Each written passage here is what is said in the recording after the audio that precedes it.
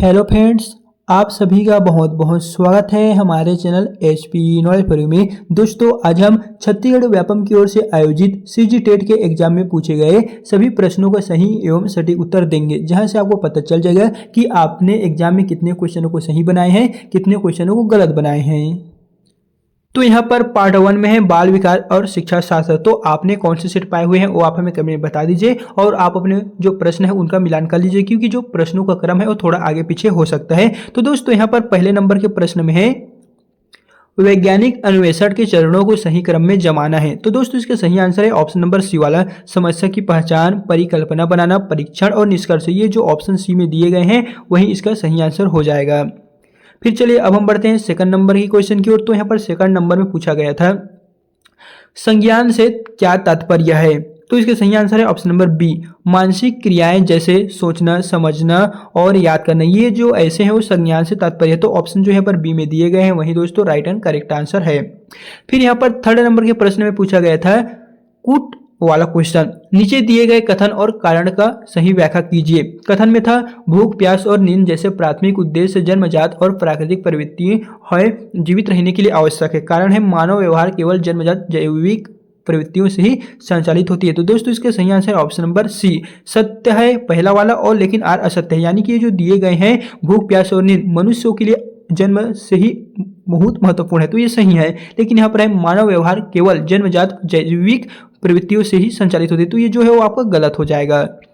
बाकी दोस्तों, आपने कितने क्वेश्चनों को छोड़े हैं, कितने को बनाए हैं वो आप हमें कमेंट में बता दीजिए, ताकि उस पर हम आपको एक प्रॉपर कटऑफ दे सकें। फिर यहाँ पर अगला क्वेश्चन है इसी से रिलेटेड। कथन में था दर्शन शास्त्र पाठ्यक्रम विकास का प्रारंभिक बिंदु है और कारण है दर्शन शास्त्र शिक्षा का सामान्य सिद्धांत है जो विद्यालय शिक्षा के लिए एक महत्वपूर्ण संपूर्ण विश्व दृष्टि प्रदान करता है। तो इसका सही आंसर है ऑप्शन नंबर ए, एस और आर दोनों सत्य है। यानी कि ये जो दो ऑप्शन है दोनों की दोनों सत्य है और ये इसकी सही स्पष्टीकरण कर रहे हैं। तो इसका जो करेक्ट आंसर है वो आपको ऑप्शन नंबर ए में देखने को मिल जाएगा।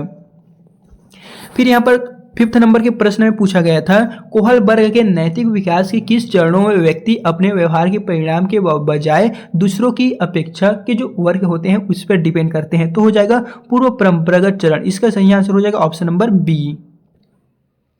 फिर यहाँ पर अगला नंबर का क्वेश्चन है निम्न में से कौन सी ऐसी इनहेरिटेबल क्षति है जो आमतौर पर पुरुषों में पाई जाती है लेकिन महिलाओं में उनके बेटों में हस्तांतरित की जाती है। तो हो जाएगा सिकल सेल एनीमिया। ऑप्शन जो यहाँ पर बी में दिए गए हैं वही इस 6 नंबर के क्वेश्चन का सही आंसर है।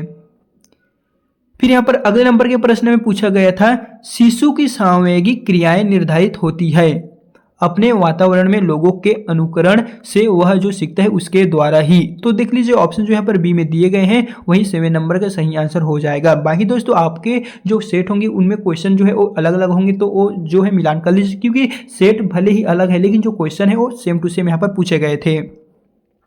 फिर यहाँ पर क्वेश्चन में है 8वां मास्लो के आवश्यकता अनुसार पदानुक्रम को यहाँ पर आपको क्रम से व्यवस्थित करना है। कुछ यहाँ पर आपको दिए गए हैं, इन सभी को आपको व्यवस्थित रूप से जमाना है। तो चलिए जमा के बताते हैं। सबसे पहले आपका आ जाएगा प्रेम और अपनापन की आवश्यकताएं पहले नंबर पे, फिर दूसरे नंबर पे आएगा दैहिक आवश्यकताएं, तीसरे नंबर पे आएगा सुरक्षा आवश्यकताएं, चौथे नंबर पे आएगा सम्मान की आवश्यकताएं और 5वां में है आत्म साक्षात्कार इंटरव्यू। तो यहाँ पर जो सी में दिए गए हैं यहीं से दोस्तों आप अपने उत्तरों का जो मिलान है वो कर लीजिएगा, बाकी आपका आंसर बन जाएगा। फिर यहाँ पर 9वें नंबर के प्रश्न में पूछा गया था तंत्रिका परिपक्वता का जो सही क्रम है वो निर्धारित कीजिए। तंत्रिका परिपक्वता determine the correct sequence of natural maturation. तो चलिए इसके सही आंसर हम आपको बताते हैं। पहले नंबर पे आएगा के स्पाइनल पथ में माइलेशन। फिर सेकंड नंबर पे आपका आएगा अंगों की स्वैच्छिक गतिविधि। थर्ड नंबर पे आपका आएगा दोनों हाथों का समन्वय। फोर्थ नंबर पे आपका आएगा प्रारंभिक प्रतिवर्तों का समाप्त होना और लास्ट में ये। तो जो ऑप्शन यहाँ पर सबसे लास्ट वाला है वही इसका राइट एंड करेक्टेबल आंसर हो जाएगा। फिर यहाँ पर अगले नंबर के प्रश्न में पूछा गया था बच्चों के लिए सड़क के बटन स्वयं लगाने हेतु किन किन संयुक्त क्षमताओं की जो है वो आवश्यकता होती है। तो यहाँ पर दिए गए हैं, चलिए बताते हैं कौन सी इसका सही आंसर है। तो दोस्तों वो हो जाएगा हाथ आंख समन्वय, सूक्ष्म मोटर दक्षता, स्थानिक जागरूकता, सहनशक्ति। ये जो आपको क्रम में दिए गए हैं वही इसका सही आंसर हो जाएगा। सबसे लास्ट में दिए गए हैं JKLM में, यही आपका राइट एंड करेक्ट जो सीक्वेंस है वो बढ़ रहा है। तो देख लीजिए ऑप्शन जो डी है वही इसका राइट आंसर है। बाकी यहाँ पर अगले नंबर के प्रश्न में पूछा गया था, नवजात शिशु के शारीरिक विकास के अंतर्गत सिर तथा सारे शरीर का जो अनुपात है वो कितना होता है। तो हो जाएगा दोस्तों 1.4। ये जो आपका ऑप्शन दिए गए हैं बी वाला, वही इसका राइट एंड करेक्टेबल आंसर हो जाएगा। फिर यहाँ पर अगले नंबर के प्रश्न में है, प्राकृतिक वातावरण में स्वाभाविक रूप से विकसित हो रहे समकक्षों सहपाठियों के साथ सीखना विशेष आवश्यकता वाले बच्चों के फायदेमंद क्यों माने जाते हैं। तो दोस्तों उसके लिए यहाँ पर आपको देखने को मिलेगा कूट। तो कूट के अकॉर्डिंग देखेंगे तो के एल और एम हमें दिखाई दे रहा है, के एल एम यहाँ पर है के एल एम। यह बच्चों को रोजमर्रा की परस्पर क्रिया अंतःक्रिया से सीखने में मदद करता है। यह समकक्षों सहपाठियों में सहनशीलता और स्वीकृति बढ़ाता है और यह सामाजिक कौशल विकास को बढ़ावा देता है। तो दोस्तों देख लीजिए, ये जो आपका दिए गए आंसर है बी वाला, यही इसका राइट सीक्वेंस बन रहा है। Option B is the correct answer. तो देख लीजिएगा, बाकी आपका कितना क्वेश्चन सही हो रहा है, कितना गलत हो रहा है, वो आप हमें कमेंट में बताते चलिएगा, ताकि इस पर हम आपको एक प्रॉपर कट ऑफ का जो वीडियो है वो आपके लिए प्रोवाइड कर सके।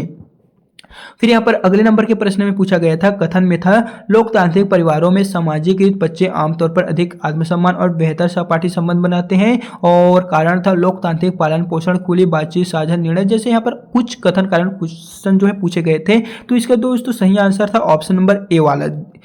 तो यहाँ पर था ये और ये दोनों की दोनों करेक्ट है और ये इसकी सही स्पष्टीकरण कर रहा है। तो देख लीजिए ऑप्शन जो यहाँ पर ए दिए गए हैं 13वें नंबर का सही आंसर हो जाएगा। फिर यहाँ पर अगला नंबर के क्वेश्चन में पूछा गया था, विशेष आवश्यकता वाले बच्चों से जुड़े नीचे दिए गए अधिनियमों और नीतियों को काल अनुक्रम आपको व्यवस्थित करना है। Arrange the following act and policy related to children with special needs to chronological order या लिस्ट टू लेटेस्ट। यानी कि आपको सबसे पहले से सबसे बाद तक आपको सभी को क्रम में व्यवस्थित जमाते हुए चलना है। तो चलिए हम आपको सीधे इसके आंसर को बताते हैं। तो हो जाएगा दोस्तों ऑप्शन नंबर ए में आपको दिखाई दे रहा है के एम ओ एल एन। पहले नंबर पे है के एम ओ और यहां पर हो जाएगा एल एन। ये ऑप्शन जो ए दिए गए हैं यहीं से आप अपने उत्तरों को जो मिलान है वो कर लीजिएगा। फिर यहां पर अगले 15वें नंबर के क्वेश्चन में था, सीखने के व्यवहारवादी सिद्धांत के संदर्भ में निम्न में से कौन से कथन सही है सीखने के व्यवहारवादी में। तो हो जाएगा ऑप्शन नंबर सी, जे के और एम। ज्ञान सामाजिक रूप से निर्मित होता है, सहचर्या के द्वारा अधिगम, पुनर्बलन के द्वारा व्यवहार को आकार देना। तो देख लीजिए दोस्तों, जो यहाँ पर ऑप्शन सी में दिखाई दे रहा है वही इसका राइट आंसर हो जाएगा।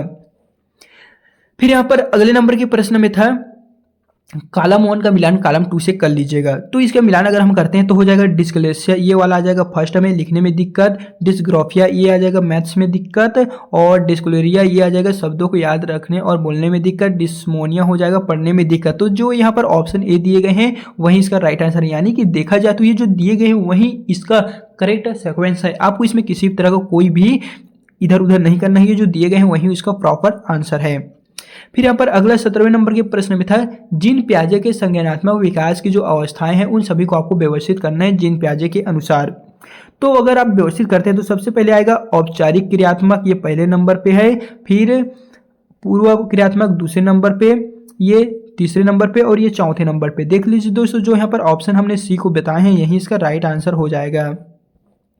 फिर यहाँ पर 18वें नंबर के प्रश्न में पूछा गया था, बच्चों द्वारा बनाई गई वैकल्पिक अवधारणाओं के संदर्भ में निम्न में से कौन सा कथन सत्य है। तो हो जाएगा वैकल्पिक अवधारणाएं बच्चों की सीखने की जो क्षमता होती है उसमें मध्यस्थ करने में सार्थक होते हैं। तो देख लीजिए 18वें नंबर का सही आंसर है ऑप्शन नंबर बी।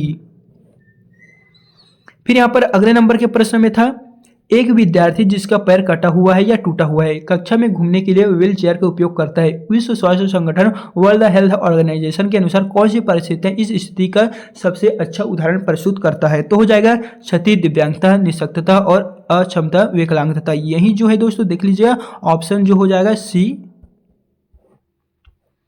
फिर यहाँ पर अगले नंबर के प्रश्न में था, जब किसी विद्यालय को पाठ्यक्रम की विषय वस्तु को लेकर अभिभावकों, शिक्षकों और समुदाय के सदस्यों के बीच मतभेद का सामना करना पड़ता है तो विवादों को सुलझाने के लिए निर्णय लेने में जिस प्रकार की पाठ्यक्रम संबंधी सोच का उपयोग किया जाना चाहिए वो क्या होगा। तो वो होगा, जिन विषय वस्तुओं पर अधिकांश लोग सहमत हों केवल उन्हीं को शामिल करना चाहिए। यही दोस्तों इसका राइट आंसर हो जाएगा।